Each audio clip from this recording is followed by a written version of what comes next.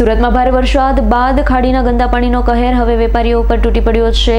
એક વેપારીના ગોડાઉનમાં લાખો રૂપિયાનું અનાજ પાણીમાં પલળી જતા ભારે નુકસાન થયું છે।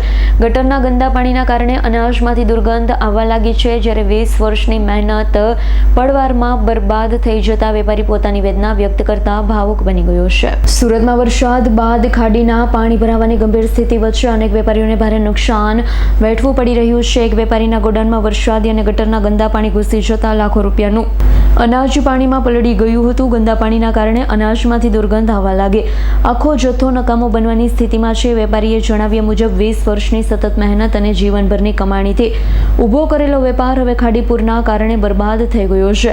પોતાની વેદના વ્યક્ત કરતા વેપારીઓને આંખમાંથી આંસુ પણ સરકી પડ્યા છે। ખાડીના પાણીથી માત્ર માલ સામાન જ નહીં, પરંતુ વેપારીઓના સપના અને મહેનત પર પણ પાણી ફરી વળ્યું। હવે સરગ્રસ્ત વેપારીઓ તાત્કાલિક સહાય અને યોગ્ય વળતરની માંગણી કરી રહ્યા છે।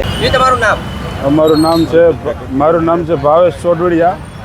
હું મૂળ તો સૌરાષ્ટ્રનો રહેવાસી છું।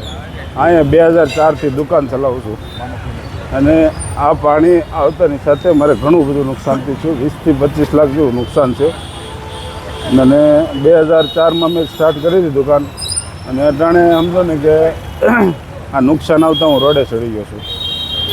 શું કહેશો, કોણ જવાબદાર? આમાં જવાબદાર તો સરકારને અમારે ગણવી કે કોર્પોરેશનને ગણવું કે ઉચ્ચ અધિકારીઓને ગણવા, આમાં કાંઈ મને ટપો પડતો નથી। અમારે તો નાની દુકાન હોય, દુકાનો પ્રમાણે અમે હાલતા હોય ને દુકાનમાં અમને બીજી કંઈ ખબર નોલેજ ન હોય।